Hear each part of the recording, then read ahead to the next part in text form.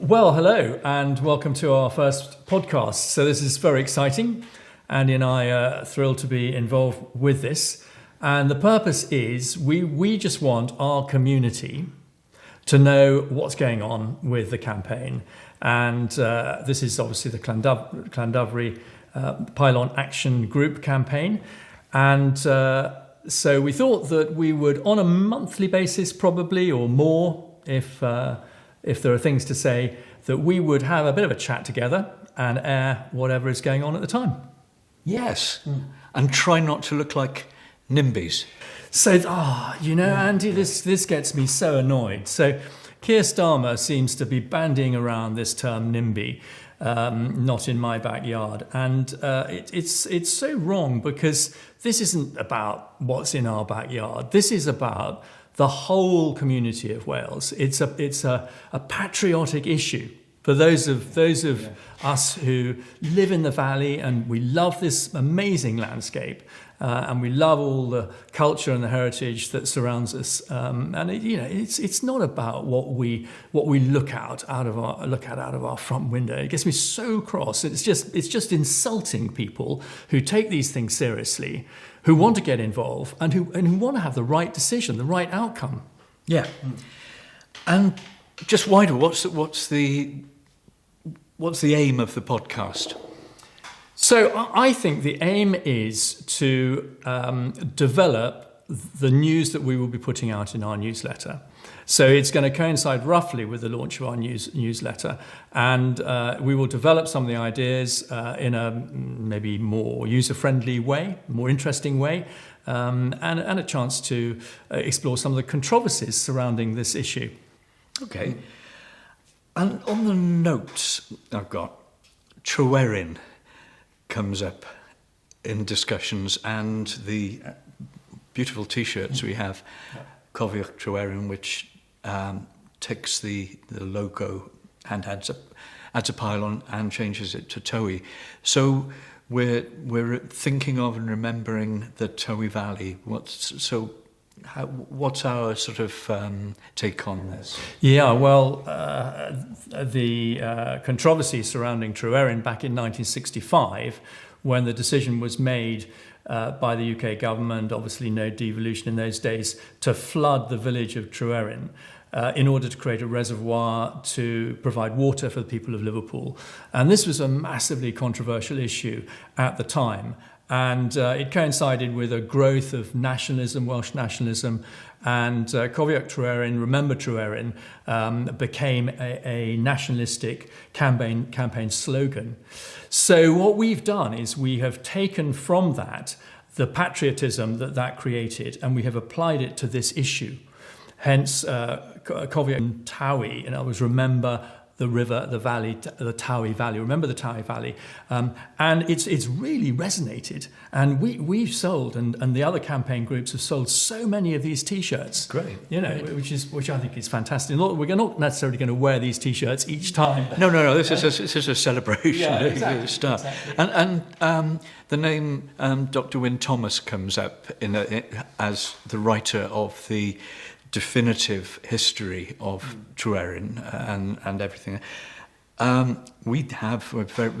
very fortunate to had a chance to interview him, and one thing that he said was for all of the campaign groups to collaborate and work together. So that was his message to us. So and the videos there on our website. The video is fantastic, and he has some great insights into this issue. And so there are several campaign groups all the way up the valley, and people will know that. So we're always keen to work together as much as we can. And there are wider campaign groups covering the whole of Wales, and we are linked to all of those campaign groups via the Alliance. And we're also linked to those who are campaigning against turbines. Now, our campaign is specifically against pylons in the Tywi Valley, but I think we're sympathetic to those who are battling with the industrialisation of the Cambrian Mountains and further north with these turbines. And for example, Rethink is a group that we've worked quite closely with as well. So tell me about you've partly told me about the Llandovery Group campaign. What are its aims? Well, I think we've got several strands to the campaign. The aim ultimately is to make sure that these cables go underground. That is the number one objective, and that we don't have any pylons up the Tywi Valley. We will not stop short if they say, oh, well, we'll put an underground section here or there. And they've already said that they will underground across the Tywi near Llanarthny. They've already said that and committed to that. But that's not it. We want the whole route undergrounded. So that's number one aim. And in order to achieve that objective, we want to work with politicians, put pressure on politicians, Labour in Cardiff, as well as the opposition parties, and we want to work with the opposition parties too. So that's one of the main objectives as well, and of course to build support amongst the community, make sure people know what's going on, and will back us. So if there's something we're trying to prevent, it's pylons up the Tywi Valley and beyond, sort of up above and below, or north and south. What's the sort of time scale of all this happening now? I had a couple of comments from neighbours really who said, "Oh, is it all still going? Those banners that you see in entranceways and on big bales, silage bales." They're all getting a little bit tired looking now. You could be forgiven for thinking it's all gone away. What's happening and what's the time scale of it? Yeah, it definitely hasn't gone away. The poor banners, I think, are struggling as a result of Storm Darragh and endless other storms. So I think it's partly our fault for not keeping people as in touch as we should have done. But actually there's an awful lot going on behind the scenes, and the objective in having this podcast and the newsletter and so on is to bring people more into the process so they know what's happening. So there's a lot happening. I mean, the timescale ultimately will depend on the planning application, and it will then depend on the decision. And well, we're guessing as to how long that will take. It's possible that the planning application could go in this year, 2025. And we're wondering whether the decision by Cardiff will happen before or after the May elections next year. Obviously, the Senedd elections. Yeah, exactly. The Senedd devolution elections. So which is all quite sensitive, given that those elections could change the complexion of Welsh politics. The other thing that some people say is, "Why are you bothering? You can't win. You can't beat this. It's a lost cause." Yeah, I think people do say that, and the trouble is that now we've got Labour in power in Westminster, and given that they're unrealistic, some would say, targets for net zero, 2030 ambitions and so on, and the direction of travel from Westminster, some people are now saying, well, in the light of that, you're never going to win. You're never going to win in Wales. But my answer to that, Andy, is the great thing is we have devolution, and the power doesn't rest in Westminster. The power rests in Cardiff. And it is up to our devolved politicians to make this decision. And it is certainly not the case that this is a lost cause. By no means. And in fact, we've got quite a lot of weapons in our quiver, arrows in our quiver, which we are reserving or indeed starting to fire out there. And we have a really good alternative here. Oh, right. Okay. So tell me about what we need is an alternative, because if we're not going to be blockers and we're not going to be NIMBYs, then, and we support, we should say this, we support green energy, renewable energy. So what's our alternative? Yeah. So I've said earlier that our objective is to get these cables underground, and banded around in the media and politicians and National Grid talking about 5 times more expensive to underground cables, or even up to 10 times. I've had 10 or 12 even. Yeah. In that Radio Wales interview, the guy was saying 13 times. It's absolutely monstrous. It's completely not true.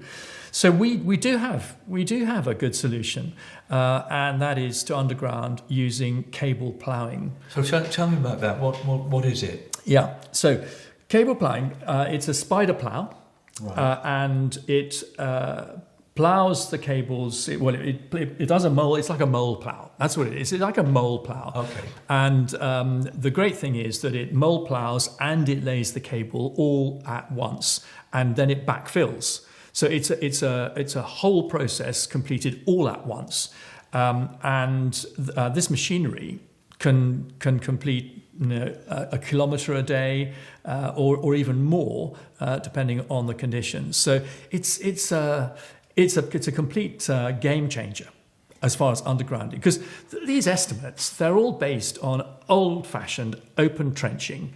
Is that like building a canal? Well, almost, and great big wide trenches, and they're even basing on the old technology of using wooden shuttering on the edge of the trenching. It takes ages to do. It's clearly an expensive process, whereas cable ploughing is completely different to that. And so, I mean, costs. Shall I talk about costs? Yeah. Yes. I mean, the great thing about cable ploughing is that the costs are massively reduced. Now, we've done our own independent analysis of the costs of cable ploughing, and we have come up with a verified figure of around about the same cost.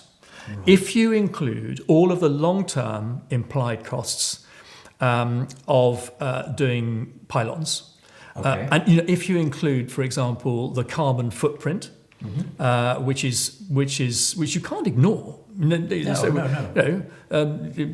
Pylons coming from China and concrete and the haulage roads. I mean, there is a very significant carbon footprint to putting up pylons. None of which would apply if you're doing undergrounding with cable plough. And is any of that counted at the moment? No, it's not counted at all. So these costings that they've done don't include that. So our costings have worked out the actual cost of putting the cables underground, and then what you're saving by not having all the ancillary costs that go hand in hand with doing pylons, and the long-term costs of maintaining a pylon line.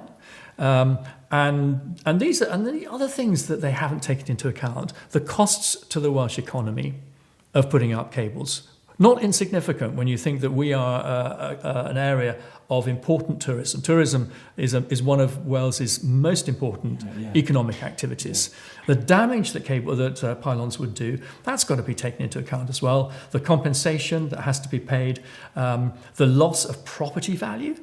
I mean, anybody who's got pylons going through their land is suffering from a property blight at the moment. Literally, they wanted to sell their houses, they wouldn't be able to.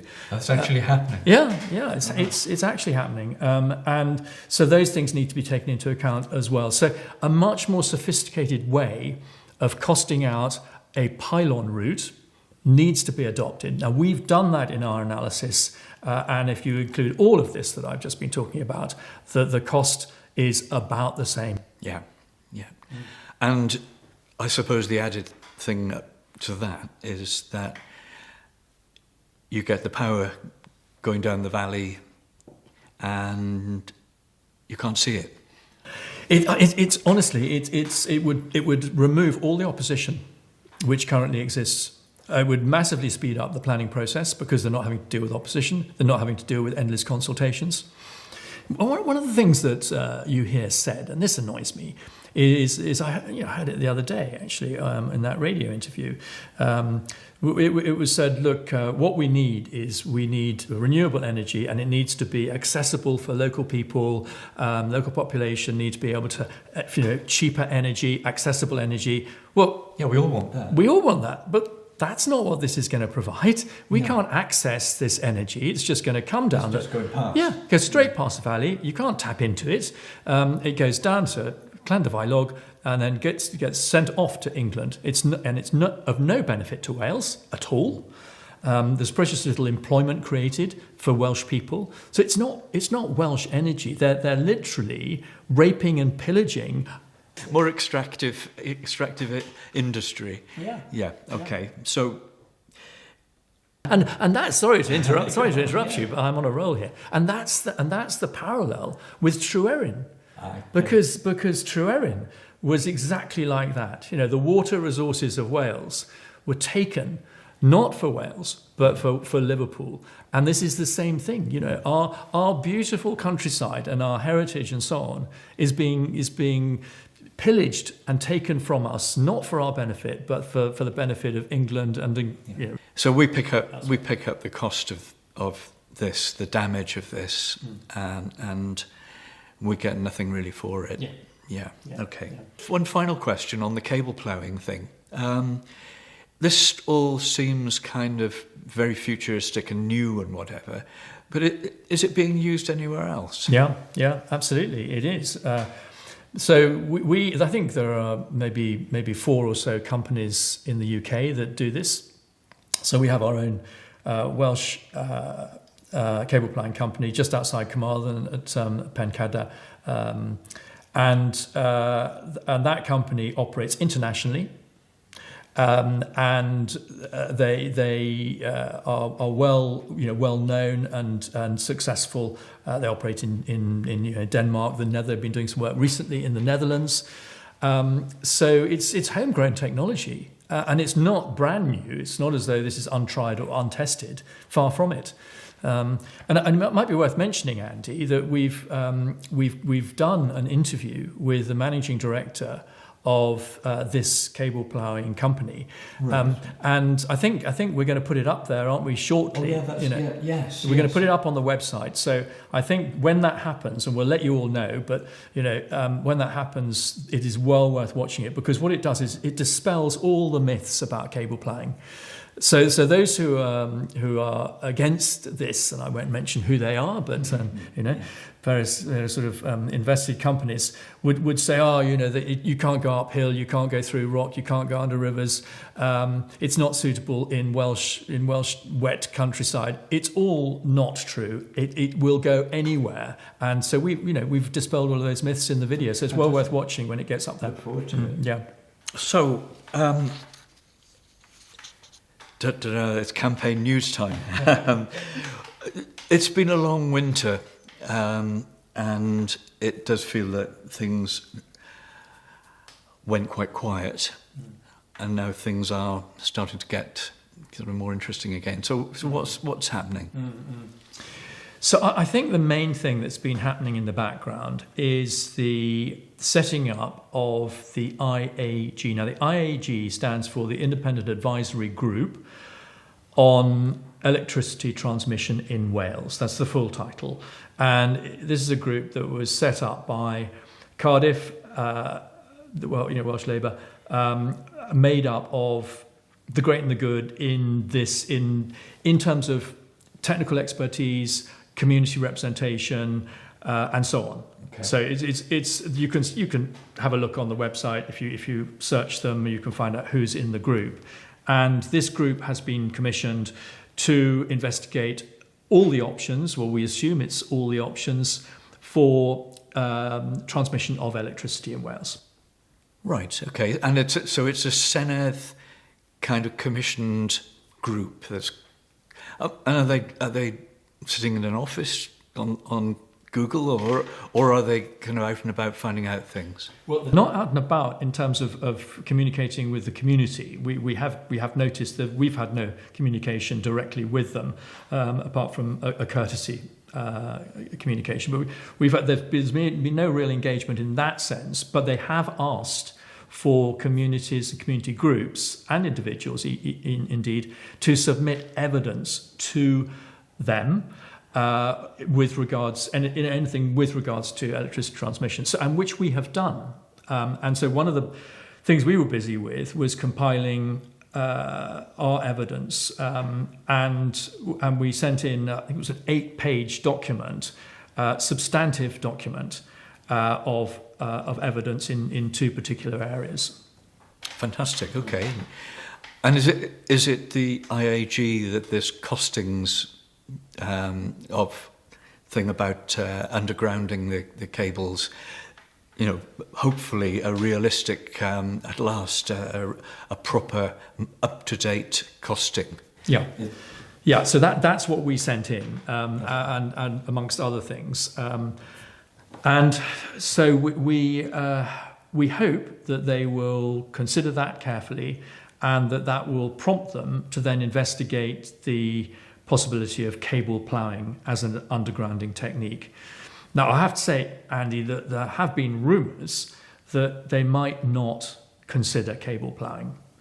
Now, if that's the case, then it will be a scandal, and it will expose this whole process as a complete farce. So it sounds a bit like whitewash territory. Yeah. I mean, that's what we would think. If that's the case, then it would feel like that, because it would not therefore constitute a genuine attempt to look at all the options. And bearing in mind all that I've already said about cable ploughing, it is such a positive option, and it is the way forward, and we would see it as the obvious solution. That not to engage properly with that would be terrible. And is the position that we're giving them the benefit of the doubt at the moment, and we'll see what they come up with? So I guess so. Charitably, I think we're waiting out. The group was due to finish in December. It hasn't finished its work yet, so it's continuing on into March, and so we're waiting out to see. But in the meanwhile, we are going to be putting out a press release, and by the time this podcast goes live, I think that press release will have been released, which will release to the public and into the media those costings. So although we originally submitted it in private to the IAG, we now think time has passed, and it's right and proper that we should put that in the public domain. So that might put a little bit of pressure on the IAG. So if it is in the public domain, and if they then say, well, we're not going to have a look at this, we're not even going to bother with it, I think all people really would say, hang on a minute, that's not right. This needs to be taken seriously. And the Llandovery Group have put a lot of work into this, and it is substantive, and it does stand up to examination, and it deserves proper examination. Good. Good. We'll see. Yeah, we'll see. Watch this space. Yeah. The next podcast, maybe. Yeah. I've got down here county councils and town councils. What's that? What's that? Well, so it's quite interesting. So when the campaign originally began, and we were talking 2 years ago now, in the early months, the Carmarthenshire Council came out firmly against pylons. They made their position clear. And since then, their position has become firmer even than that, and they have made their views. They've represented their views in letter form to. Actually, I think they've written to the IAG. I'm thinking whether they've also made their views known in the Senedd to the Welsh Government. And it's not just the Carmarthenshire Council, but also Powys and Ceredigion as well. So I mean, we're trying to link in with each of those three councils, because of course there are pylon routes planned up in Ceredigion as well, the Tywi Valley. So we are working closely with the county council and with our own town council in Llandovery. And I don't know, but people may have seen the mayor of Lampeter wrote a very powerful submission in letter form, not just opposing the pylons, but also in his area opposing plans for turbines. And I think we'd be delighted if other mayors from other towns affected also made strong representation in the same way as he did, and I think that may be in train. Let's move on, if we may, to the political context of this. How is, we had, obviously, last July we had a general election in the UK. That changed things, and the politics in the Senedd is ongoing, and as we mentioned earlier on, there's an election in May next year. We used to say in 2026 as if it was a long way away, but now it's next year. So how is the politics affecting all this? Yeah.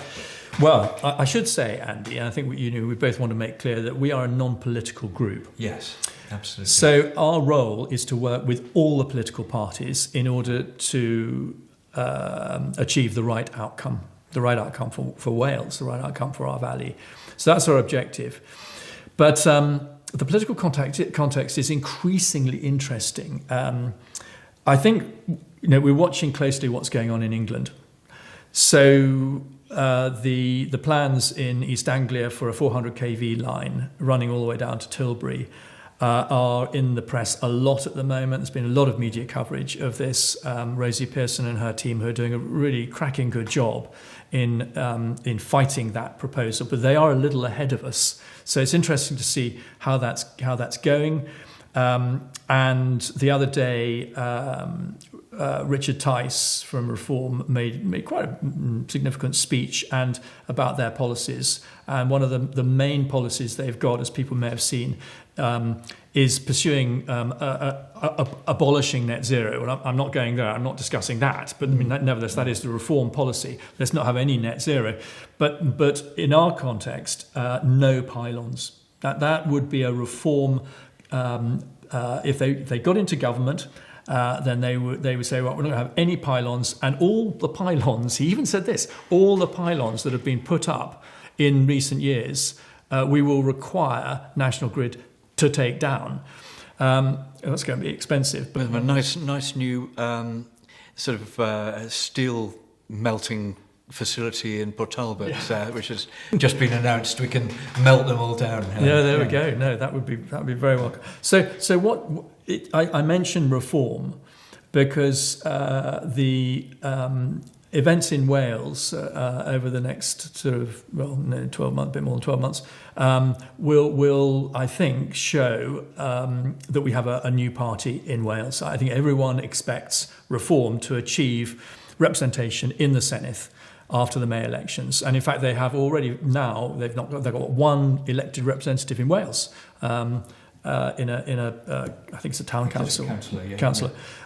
So it's already begun, and Reform are gaining in the polls. We can see Reform are gaining so much support across the whole of the UK, but particularly in Wales. So that is slightly putting the cat amongst the pigeons with regards to the Senedd elections. And if I was Lynyd Morgan, I think I'd be somewhat concerned about that. Welsh Labour are going to need to fight for every vote that they can get. And the pylon campaign is right up there as one of the most important electioneering campaigns. Issues, yeah. So, non-political, though we are, it'll be to some extent the possibility of politics and an election in Wales in May 2026 that might change things. I think so, and so all the opposition parties. So there are three opposition parties currently in the Senedd: Plaid Cymru, the Conservatives, and the Lib Dems. Lib Dems have got one seat, one important seat, because it holds the balance of power. So those three parties have all openly declared that they are opposed to pylons. The Welsh Government position is that they do not want pylons. They want cables to go underground, if possible. And there's a debate about what that word "possible" means. Does it imply cost-effective or not? What does it mean? But that is their stated preferred option. So, given that that's where they are at the moment, and given the amount of pressure on them to underground, I think it would take quite a monumental U-turn for them to ditch that policy and say no, we're going to have pylons everywhere after all.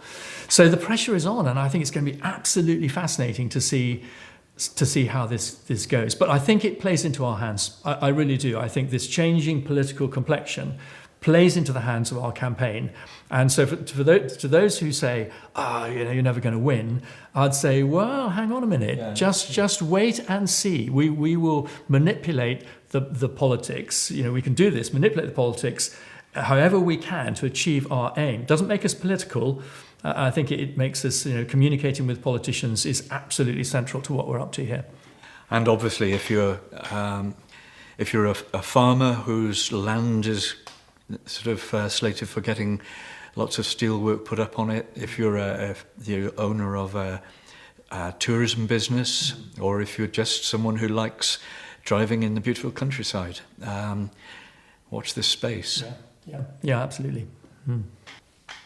So I think that's about it, isn't it, for this first memorable first podcast. Shall we wrap it up? Yeah, I think so. I think we've covered all the sort of things we immediately wanted to cover, and we'll be sending out our newsletter, or people may already have got it, which is great. Draw attention to the website nopylons.wales, because you'll find a lot of videos up there and information, and the one about Dr. Wynne Thomas, and shortly the one about cable plying, that'll be there. So don't forget to look at that. But probably in about a month's time we'll be back on air. Look forward to that. Thank you. Enjoyed it. Thank you.